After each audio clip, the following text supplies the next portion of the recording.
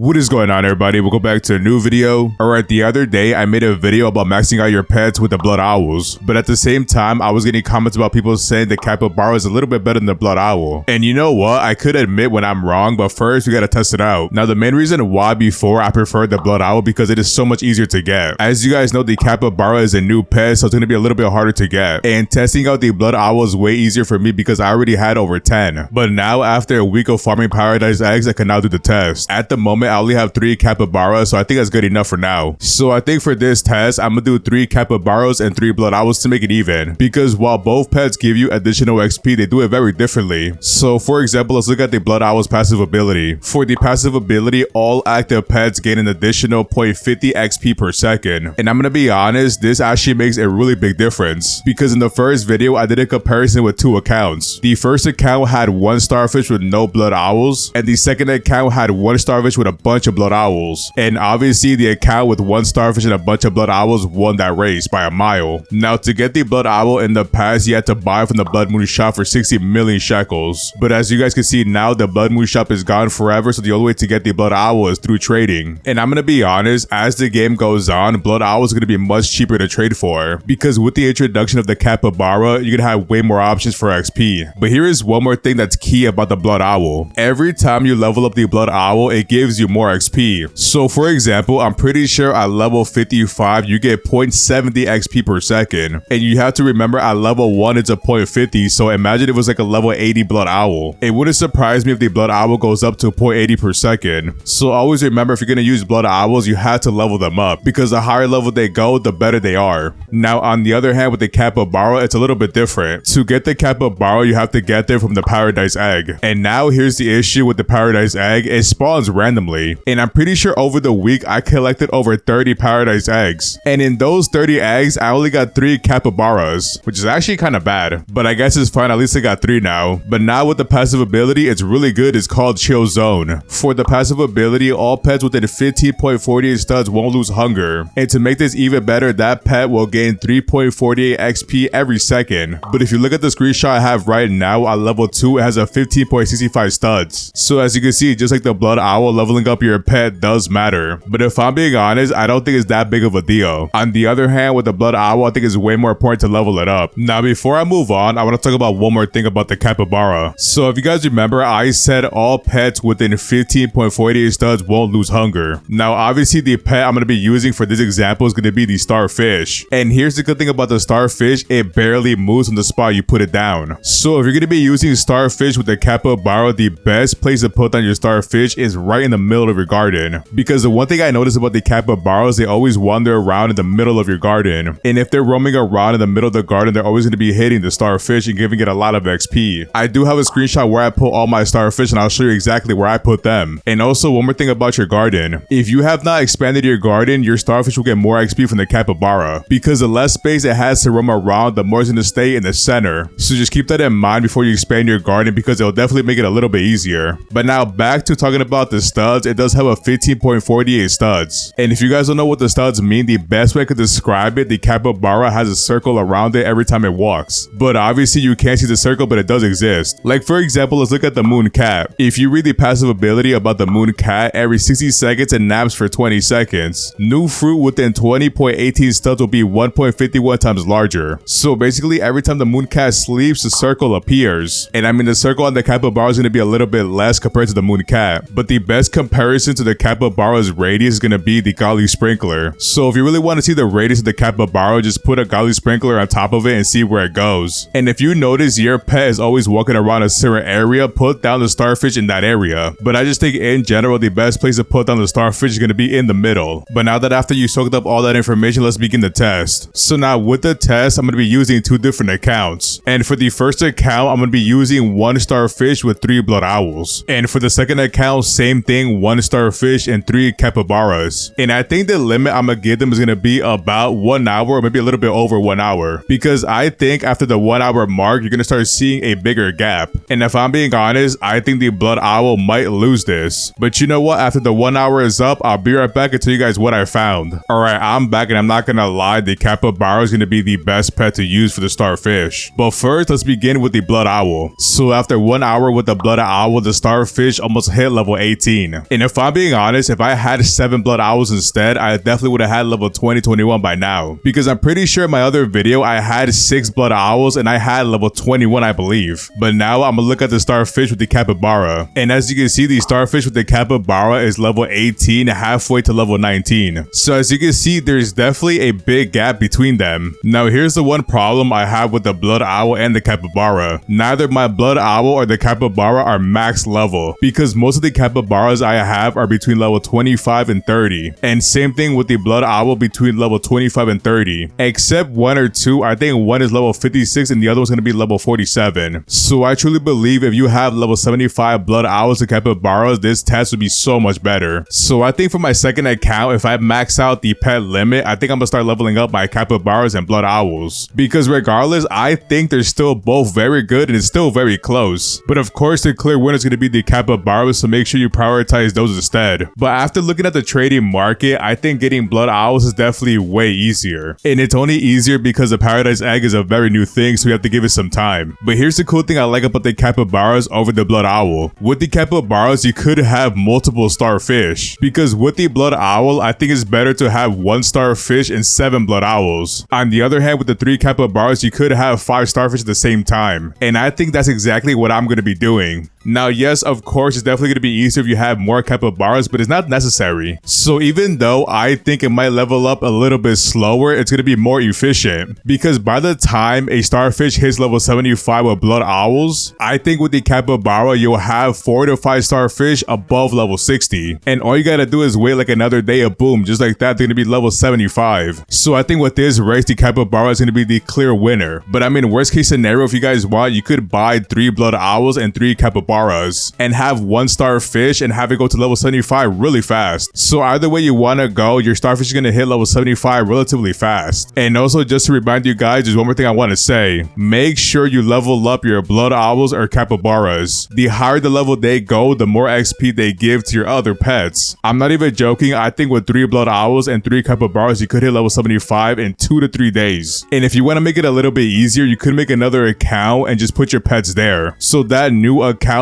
main job is just to level up your pets. But yeah, it's pretty much all I got for today. Just make sure when you are trading for pets, do not get scammed. Because if you get scammed, it could be the worst thing possible. You could lose a lot of things. And I'm being honest, just be patient and try to find a middleman to not get scammed. If that person is telling you we do not need a middleman, we could trade really fast, it's a scam. But yeah, please just be careful and not get scammed, because right now there's a lot of people doing that. But if you enjoyed today's video, don't forget to like, comment, subscribe, and I'll see you in the next one.